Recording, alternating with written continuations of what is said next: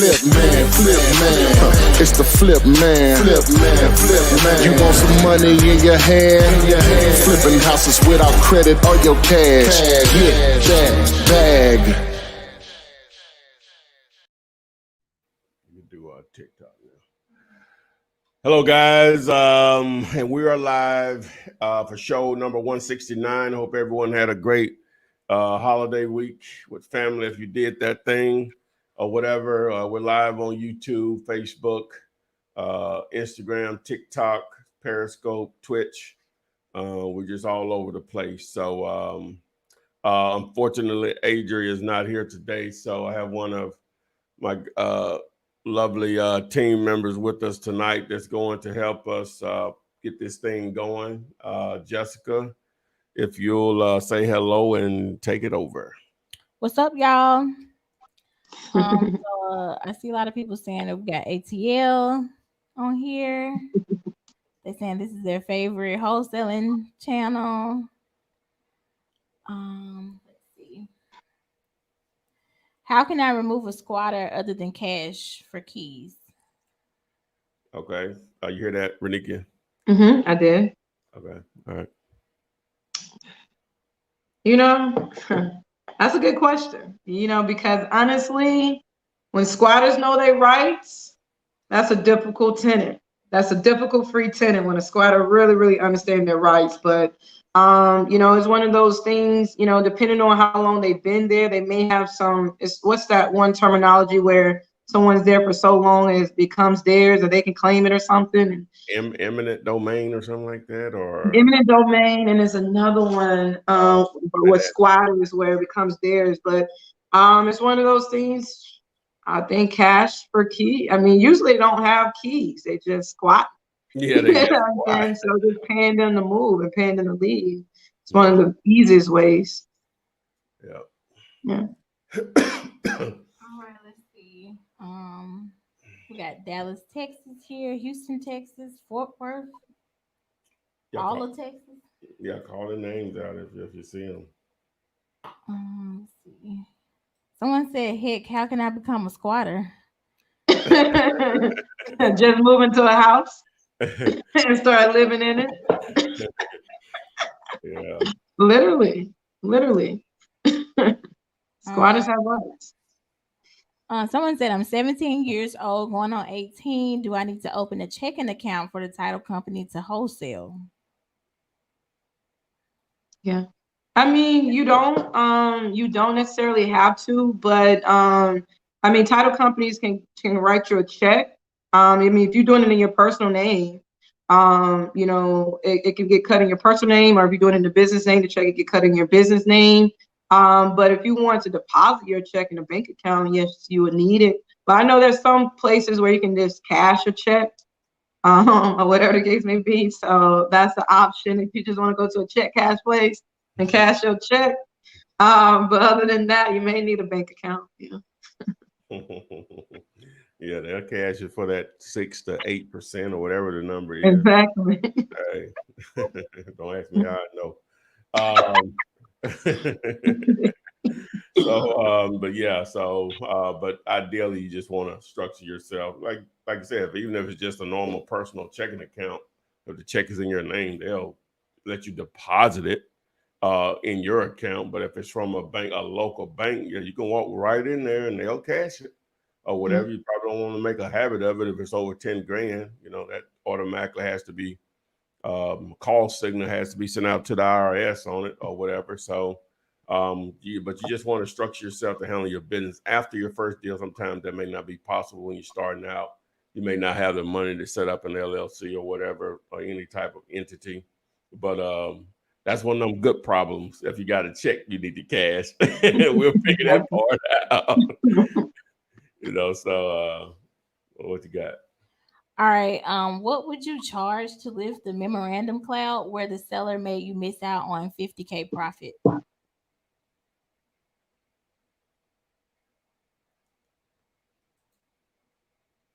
I don't know if I understand the question. Read that again. Put it on the screen if you can. It's on Instagram. Oh, it's on Instagram. Yeah. From Instagram. Read it again. What would you charge to lift the memorandum cloud where the seller made you miss out on 50K profit? Oh, you heard her. They were Oh, going so to you make tried the 50,000. title. They were going to make 50 grand. What would you charge to remove the memorandum if you had went and recorded it? What would you charge to get it removed?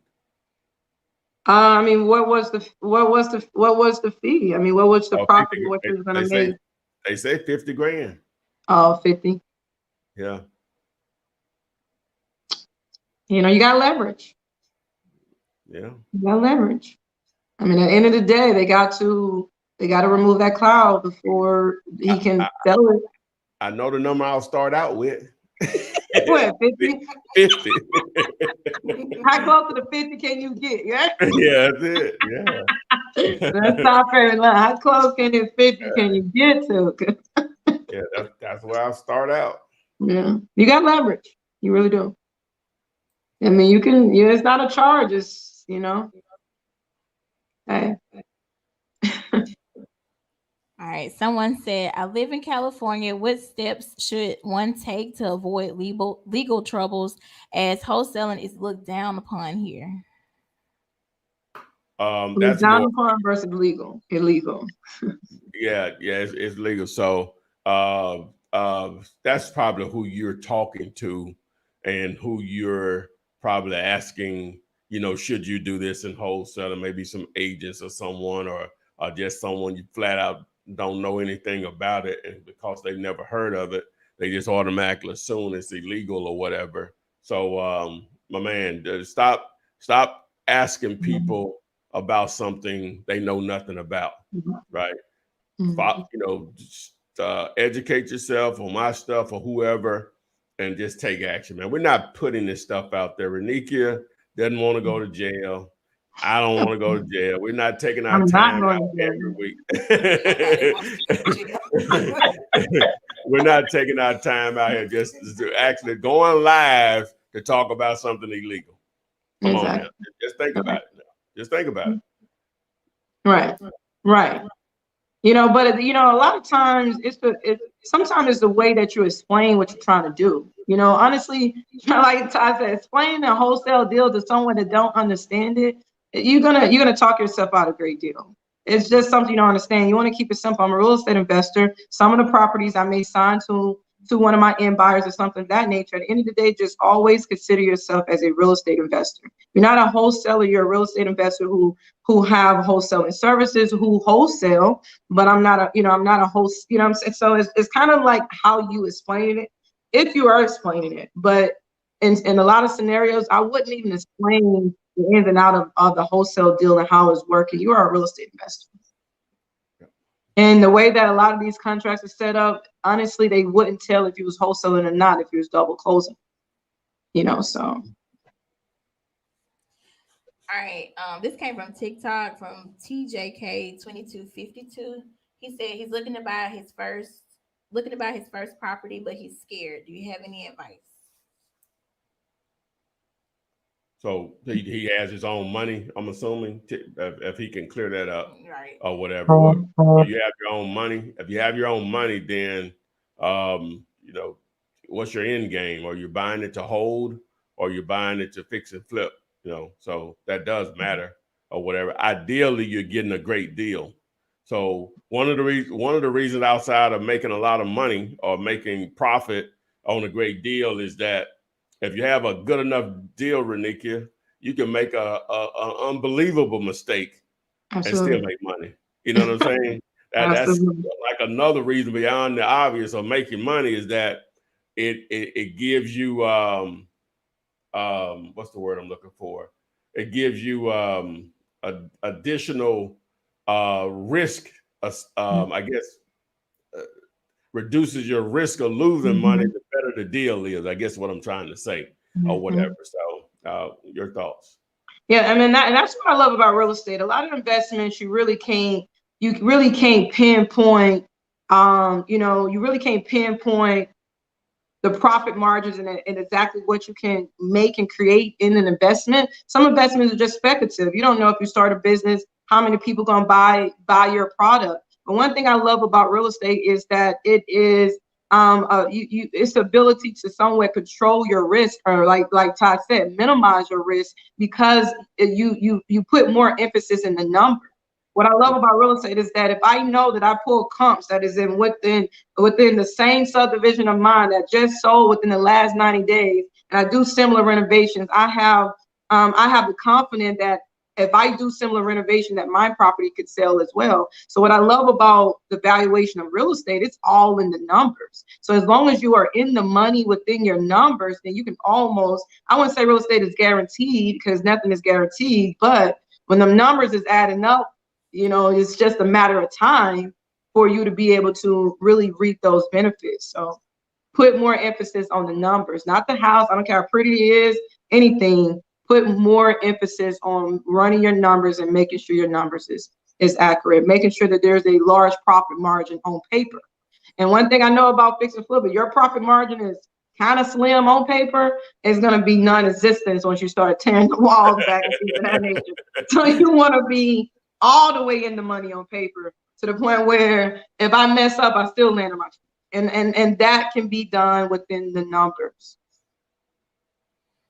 All right, this came from ayosteven.92 on Instagram. He said, how do you make the buyer give you earnest money? And what if he or she doesn't want to put down earnest money? How do you tell them that you want them to pay for the closing costs? Some of the buyer didn't want to put up earnest money. Shit. Nah, ain't nothing to talk about. You know what I'm saying? We ain't got to do it. It's really that simple. How you want to buy something and don't want to put your down payment down? Yeah. No. Earnest money is a part of the deal. Yeah, see, people like that make it easy for you. Yeah. You don't want to deal with them. You don't want to deal.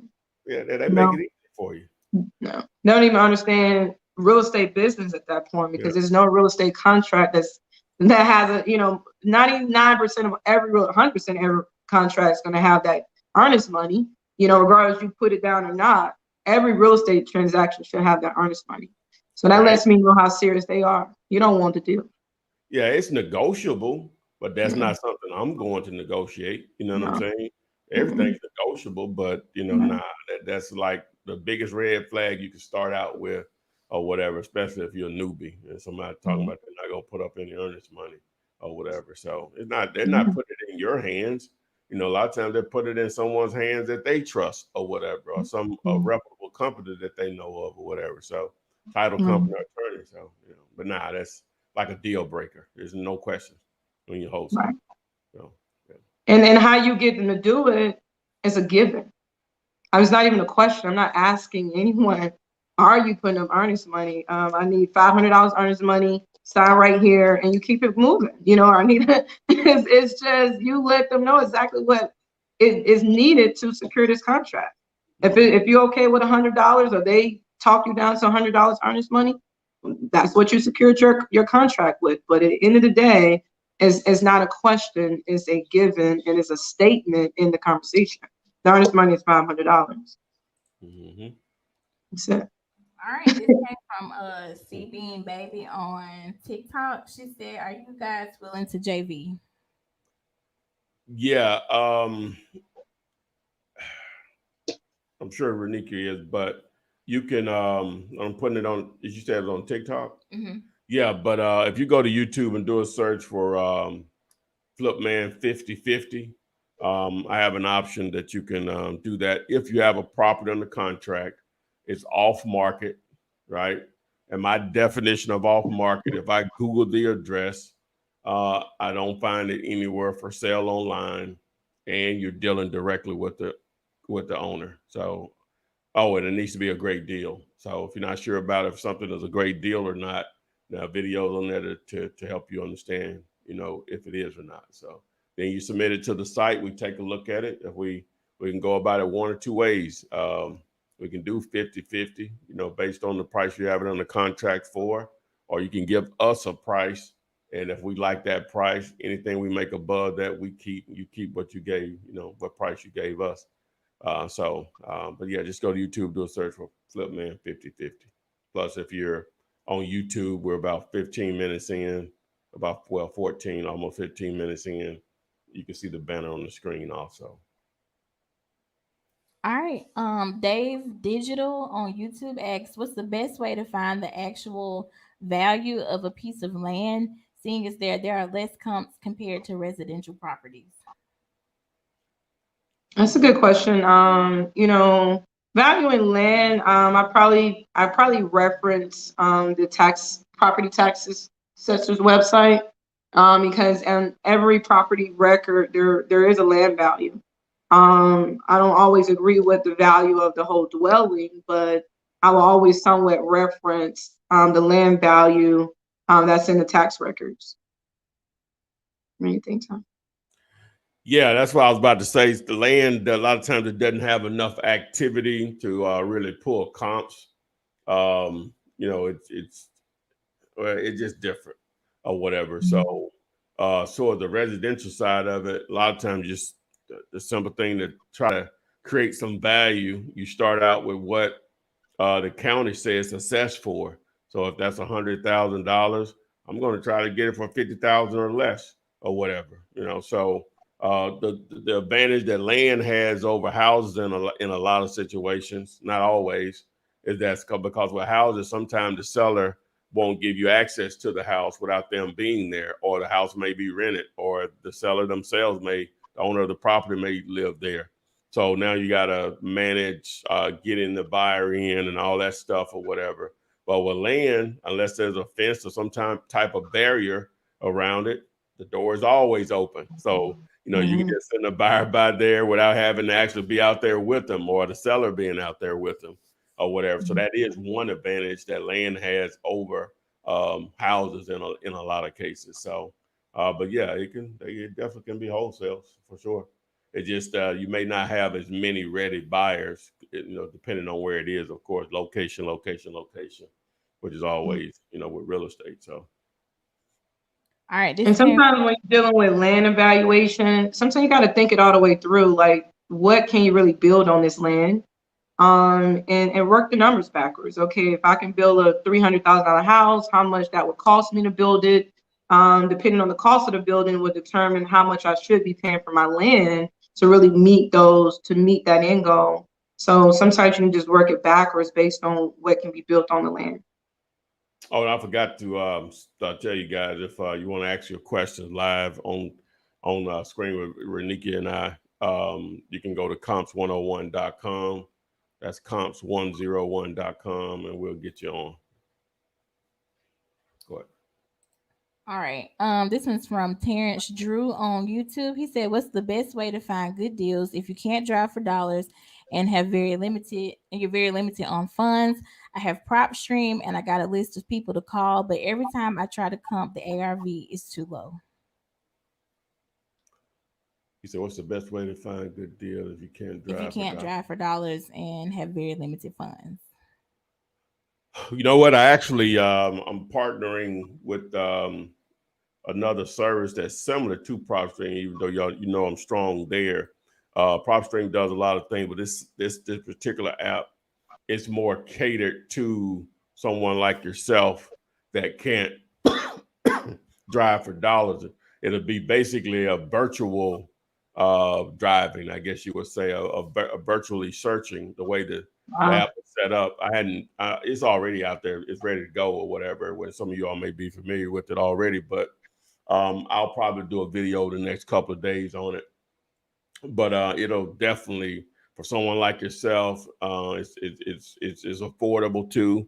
It will allow you to just search. It's set up basically just for that.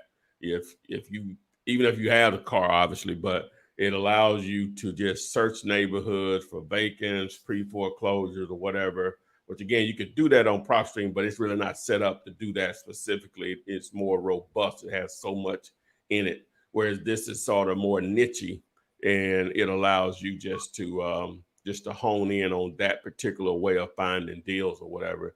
So whenever I get it out there, you'll know how I do things. So by next week we'll do a demo on it. I still got to get a little comfortable with it myself. So wow, that's great. I would say this to add to it, co-wholesaling. Not for sure how when you are not maybe, somewhat local, and, just being able to pull up to different real groups and things of that nature, real estate groups in your local neighborhood, and tell all the local wholesalers that send you their deals.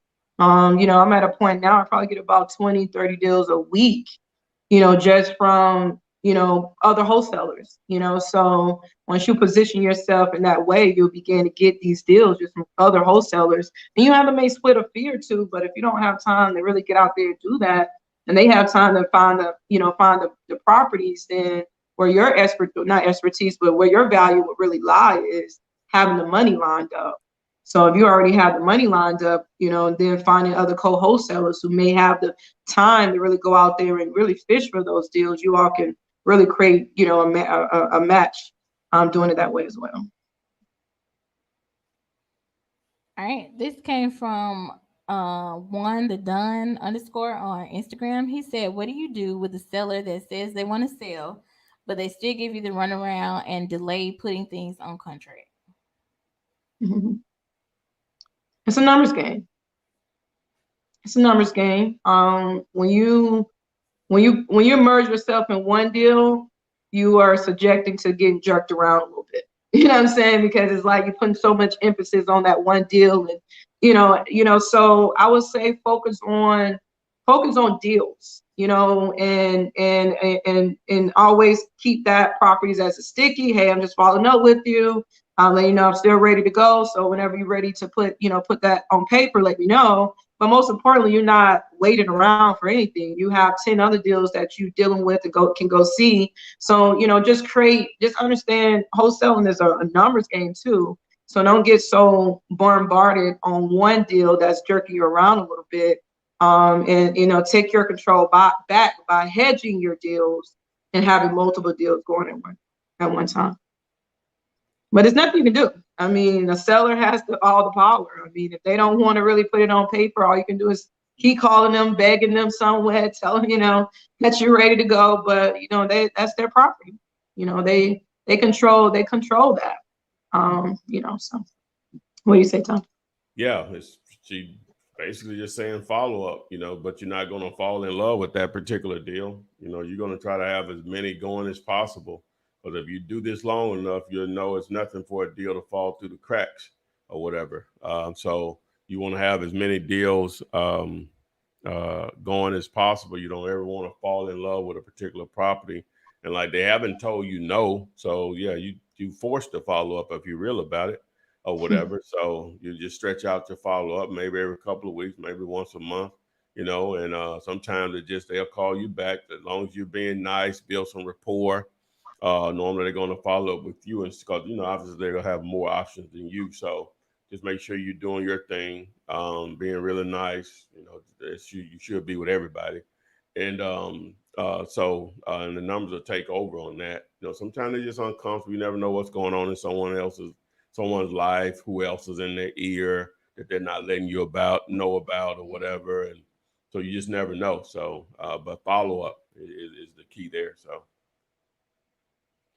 All right, Kareem underscore Michael23 on Instagram asked, "Where can I get a POF? Because getpof.com didn't work because of the date." Well, the date's on, and that's the service that I promote or whatever. I promote it through my brand, Real POF. They send out an updated POF every month. So I don't know who you were dealing with or whatever. But hey, they're not the only game in town. So if you can find something better, roll with it. All right, this one came from David Emmanuel on YouTube. He said, "Is it necessary to do an extension with the seller if the title company won't be finished working on the title until after the closing date on the P&S agreement? Do I submit the extension to the rest of it says title company?" So he's saying that he has a deal in motion, but the title company have notified him that they're not going to have the title ready until after his contract is ended. So Right. Only thing you can do is just go back to the seller and just let them know that, especially if you have a buyer in place. They'll normally most people will be cool with that or whatever. And so, that's not an issue. That's that's not abnormal actually. So, Mhm. thank baby girl. Yeah, just let them know what's going on, and you all may decide to do an extension on paper. But just let them know what's going on, and if you have a problem with it, just based on the tone of the conversation, maybe you want to put amendment in place to update that contract deadline so he don't try to steal it, or something like that at the end of the day. But most likely they won't. I mean, waiting on the title is probably one of the best problems to have in a closing, somewhat. I'd rather be waiting on title than money. But but yeah, that's understandable. He won't have a problem with that. All right, Thurston Green, I see you trying to join, but you have to turn your camera on first, buddy. Mr. Wise Guy from Instagram asked, what type of homes are we supposed to stay away from? I'm not trying to get stuck paying any taxes or fees that I'm not supposed to.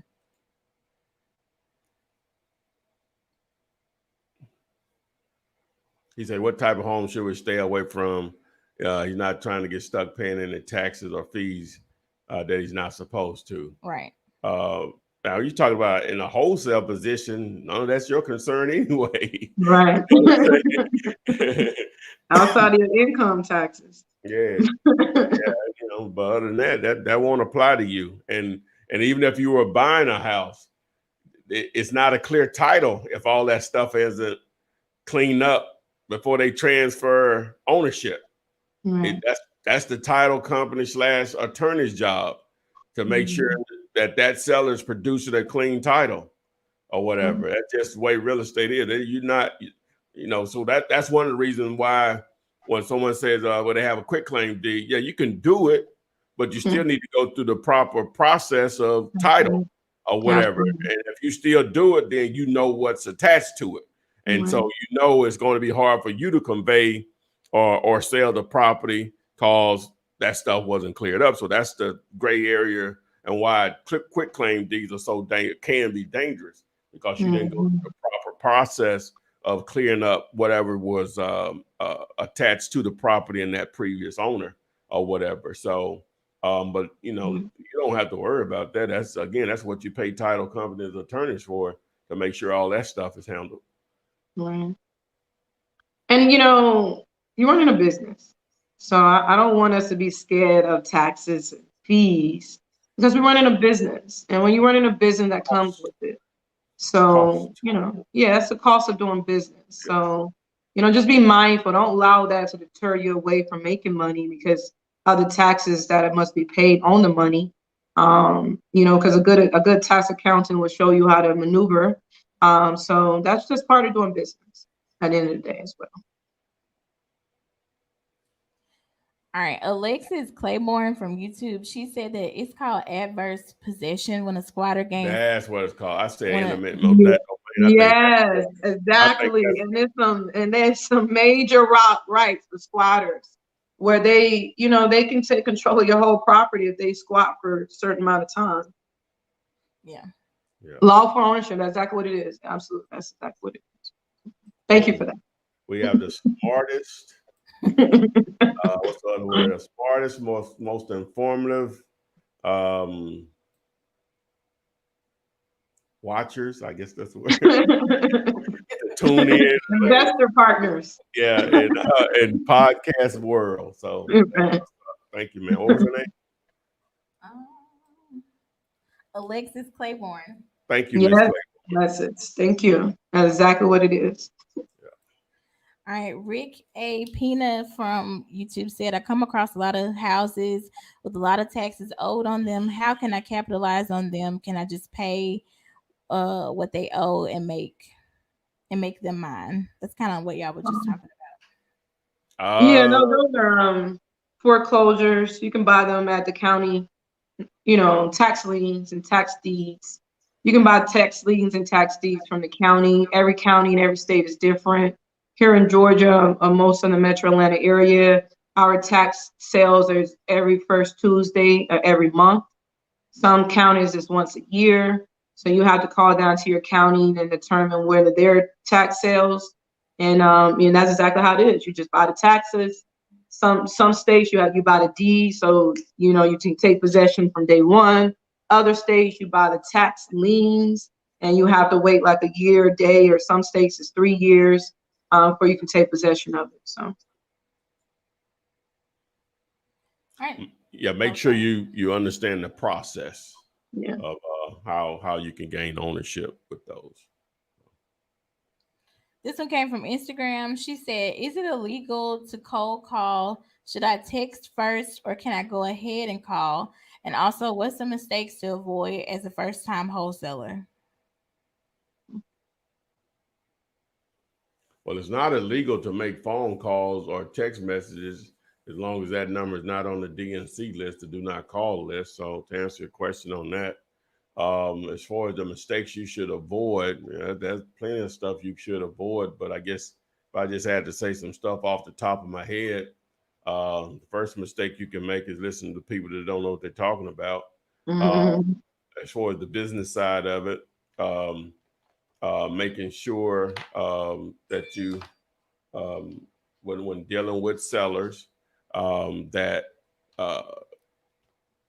you got to have, I don't know if this is a mistake or not, but the mindset that you want to have is either they're going to do it,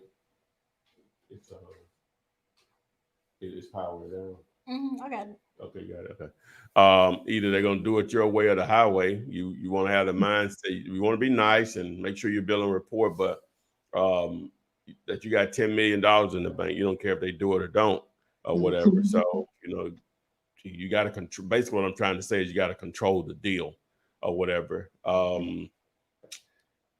don't know about just mistakes because it's just so many directions you can go in. What do you think, Reneka? Maybe I'm sitting there thinking, I was like, but I agree with you. Some of the mistakes I see newbies do is that they lose control of the deal. Whatever the case may be. And then once parties know what you're doing, they can start counting your pockets and trying to decrease your fee in the middle. So that's like you losing control. If someone know what's really going on, it can start counting your pockets, So, and another thing I would say is that less is more in situations like this. So I see that newbies will start explaining too much and really just, almost talk themselves out of a good deal. So less is more. Yeah. On top of that, to piggyback off of that is whenever you're talking to sellers, this basically answers all of their questions. You buy houses as is. You close in 2 to 4 weeks.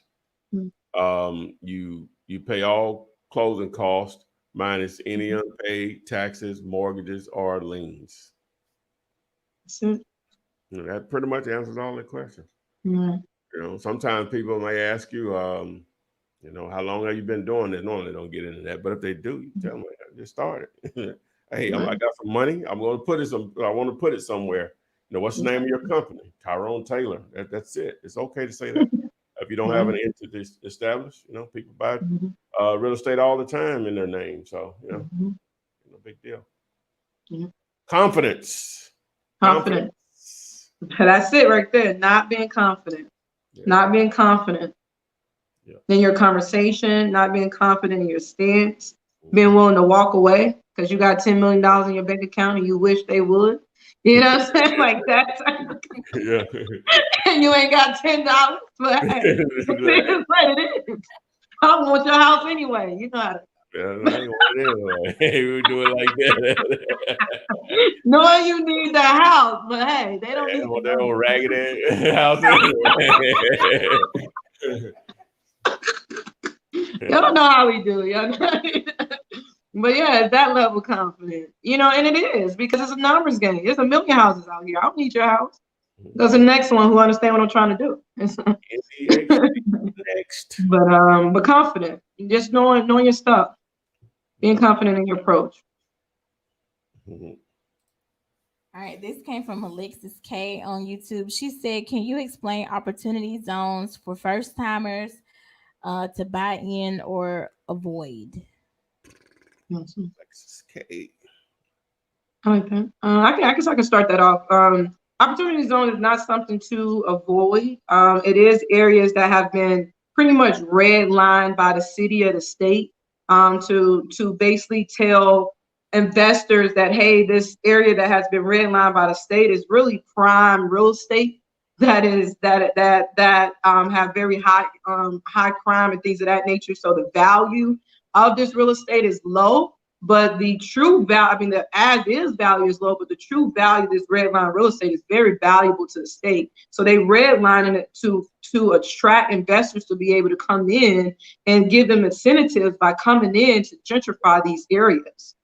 So the opportunity zone, there was an opportunity zone fund that was going around at one point in time, where if you dump your profits and your investments and your money into this opportunity zone fund, you can defer your taxes for 10 years. So a lot of times, people wanted to take advantage of those incentives to be able to defer their taxes for 10 years and things of that nature. So they're really very lucrative market areas. They've been redlined by the city to be valuable areas that the city would like money to be deployed into to be gentrified. What do you think, though? Yeah, I couldn't have said that better. Just created, to say, opportunities to, or they created incentives for people to invest in areas that they normally wouldn't invest in by deferring taxes, which that's very attractive to a lot of people. So. All right, this came from unusual_experience on Instagram. He said, once you get a deal under contract, do you turn it in to the title company or do you hold on to it until you get a buyer? Because I'm confused about the earnest money part. That's a good question. It's two ways to do it. If you feel very confident that you're going to find an end buyer, you want to send that over, feel free. But personally, my best practice, I always use that I wait until I find an end buyer and get my end buyer together. Then I submit both of my contracts to the closing attorney at the same time, because I really don't want to start title and start working on something that I really don't know if I'm going to close yet. So that's what happened when you do submit that information or submit that contract to the title company or closing attorney. They will begin to work on title. So you begin to spend money on something that you don't really have an end buyer for. So I usually wait until I get both. And then upon of getting both, would be getting my earnest money from the end buyer too. So that earnest money could be submitted directly to the closing attorney as well. Yeah, like the earnest money part of it, again, that's all negotiations. But dealing with your buyer, you want to get a minimum of 500. Everything is negotiable. I try to get 1,000, which normally that's nothing to sneeze at. I mean, that's not a big deal for guys that have that type of money to even invest, fix, and flip a property. So, and then they just understand that just standard business. As far as he was basically asking when to submit the contracts or the title. Yeah. I mean, when to pull. Yeah, you don't want to get in the habit of pulling titles before you have a buyer. You can pile up a nice bill with a title company or whatever, and maybe even ruin the relationship if you don't pay it. So yeah, you just wait until you have a buyer, because in some situations they may not want to use who you use or whatever. Mm-hmm. Or that could be a deal breaker or whatever. If they're cool with you wholesaling it or whatever, whoever they use, you can train them how to do it or whatever if they've never done one before. So, but wait on the buyer is what I suggest. And buyers understand that if title issues arise, they've been doing this long. That's the business or whatever. Right. You know what I'm saying? It didn't cost them anything, whatever.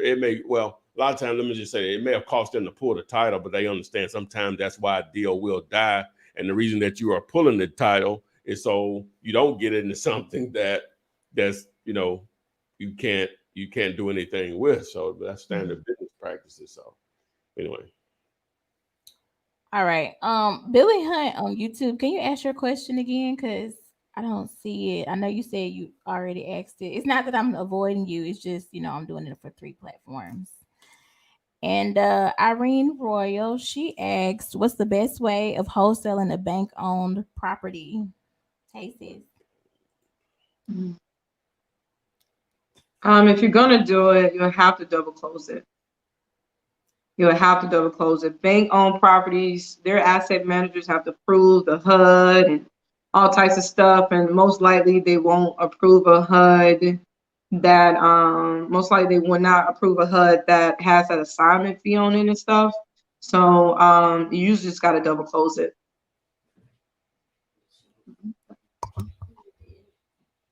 Ty, you there? Yeah, I'm here. You hear me? Yeah, I can hear you. Yeah, my camera Oh, okay. went out. Yeah. So the one of the best practice is, I mean, really the only practice really is you have to double close it. You have to double close it.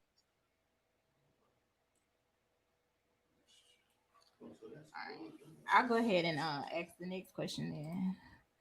All right, this one's from Billy Hunt. He said, have any of you guys ever heard of Domar Cross and the amazing wholesaler app that you can just control from your cell phone and do deals from anywhere in the US and have sellers and buyers and fillers on the app? Mm. It's an app. I haven't. Tom may have. I have it. Mm.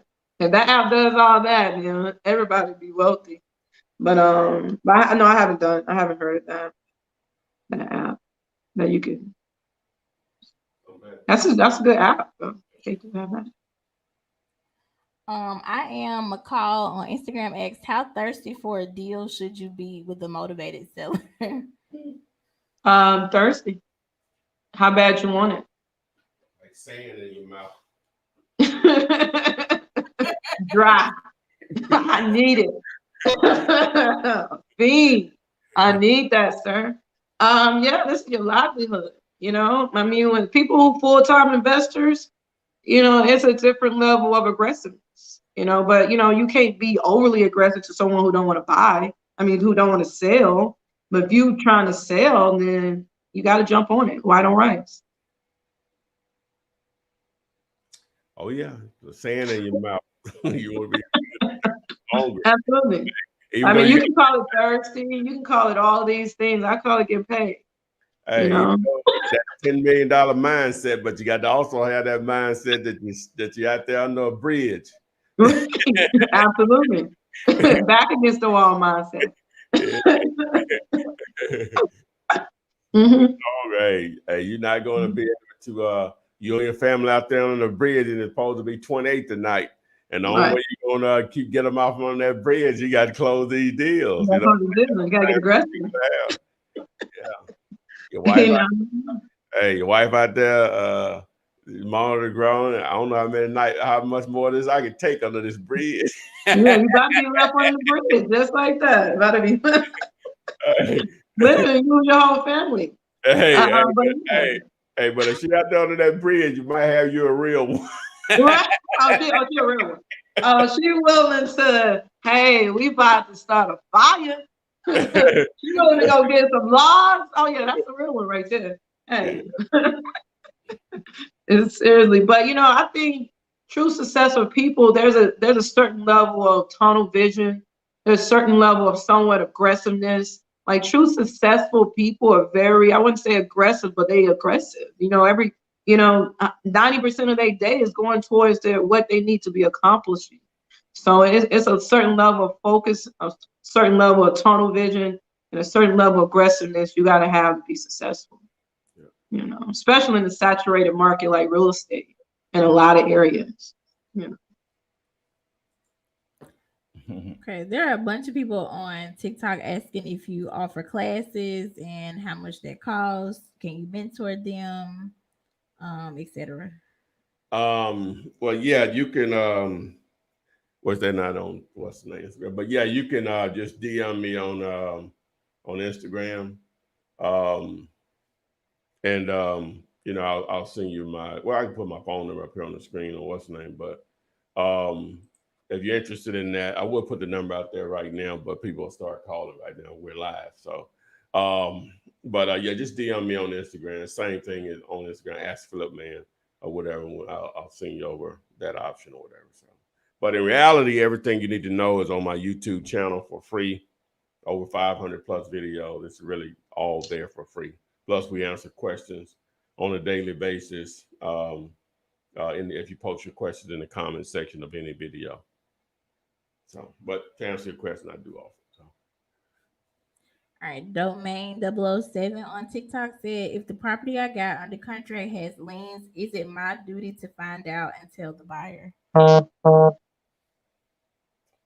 You heard what he said? He said if the property has liens, it is your duty to tell the buyer or whatever. So it's not really your duty. You can mention it or whatever, but it's going to come out in the title search. Mm-hmm. The liens have to be cleared before you close. So they'll find out. Yeah, they'll find out. And it's not the buyer's problem.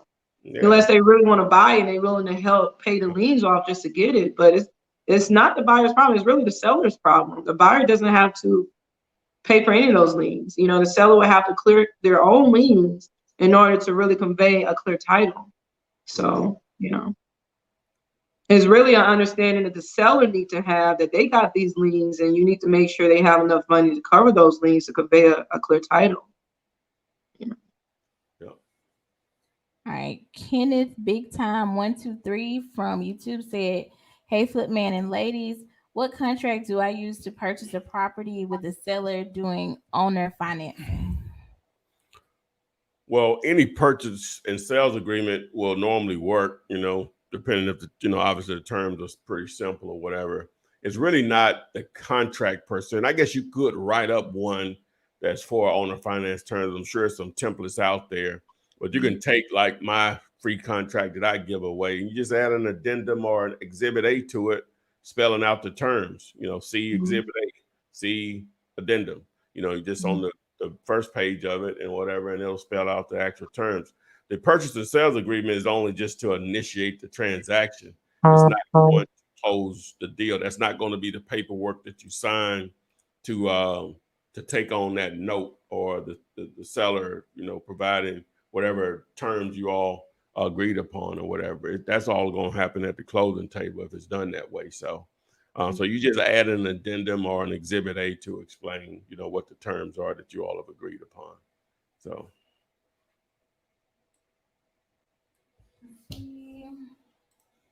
This one says, in the closing sheet, who should you put as the seller, me or the original? The seller is the seller, the buyer is the buyer. It'll have in there assignment fee paid to, how do you say it? Charlotte? How we say that? Shirley Chic. Charlotte Chic. Assignment fee for $372,000 to Shirley Chic. Only cost defined by, you know, whatever you all agreed upon. If the buyer's paying off, you know, cash buyer paying all closing costs, whatever their name is or whatever. So, but yeah, so go ahead and get that $372,000 payday, baby girl. Yeah, that's a hell of an assignment. I did it for you.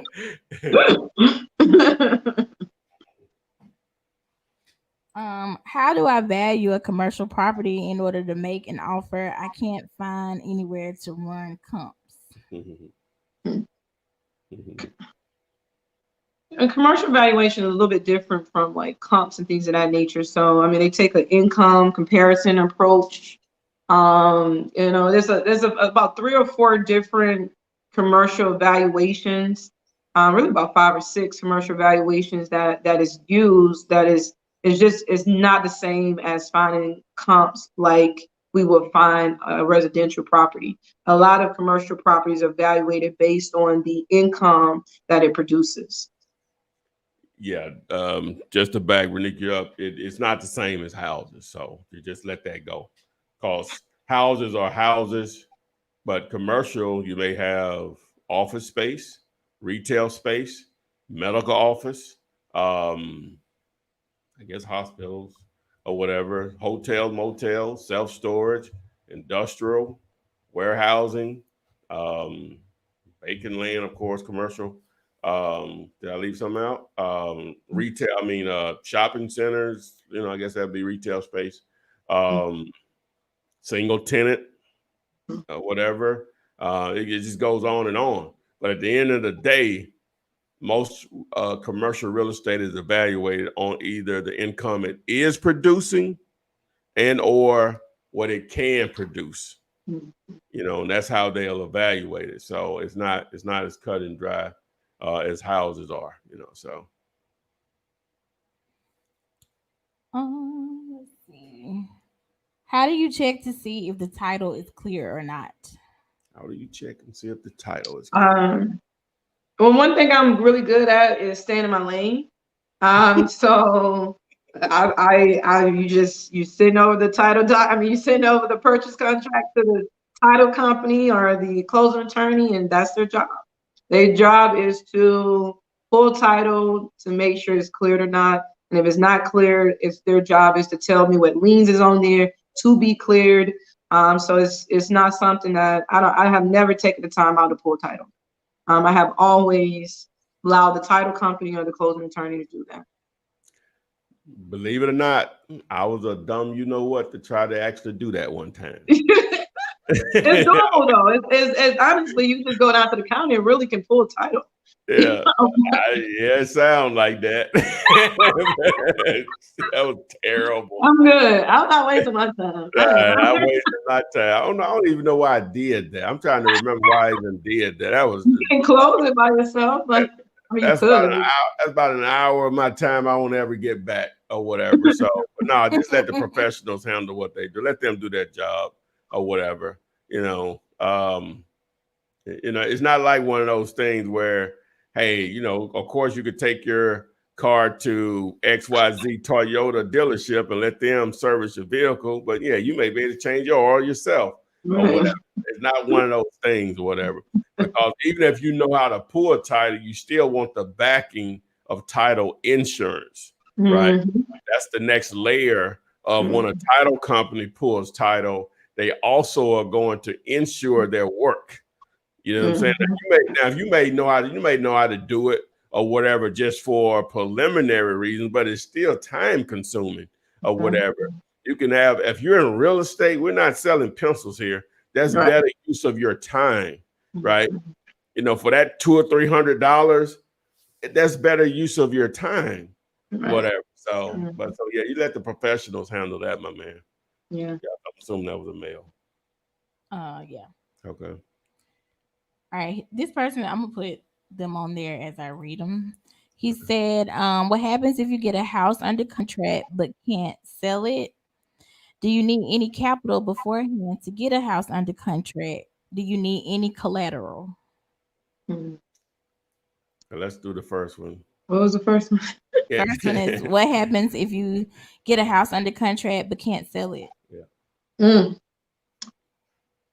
Most important piece of the puzzle is that, you know, you should make sure you put some type of due diligence in your contract. And a lot of times when you're dealing directly with a homeowner, you can really stretch that due diligence out. They don't understand, you know, what you're really doing. You can 7, 14. I done seen a 30-day due diligence. I'm like, whoa. But at the end of the day, a lot of homeowners just don't understand what that really means. Versus if you was wholesaling a wholesaler's deal, and they're like, hey, you got 24 hours. You know, that's a different scenario. So make sure you always put that due diligence in there, because that gives you the ability to cancel out your contract without losing your earnest money. So, but if you decided to cancel out your contract after the due diligence period, worst case scenario, you will lose your earnest money.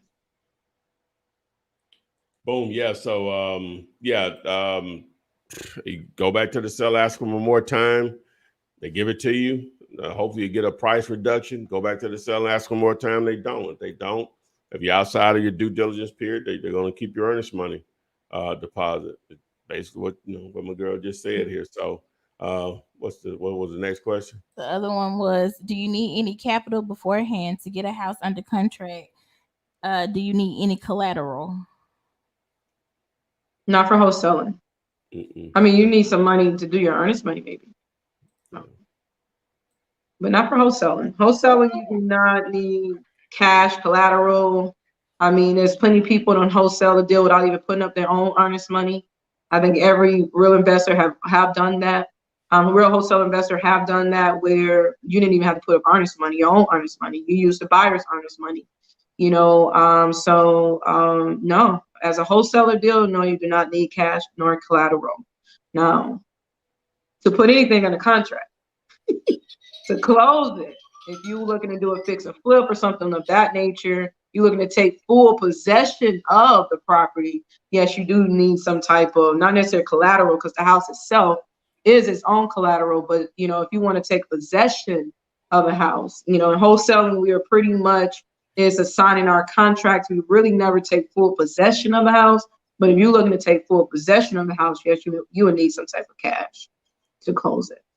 Or money, or loan financing. All right. What's the purpose of a double close and how often should you do it?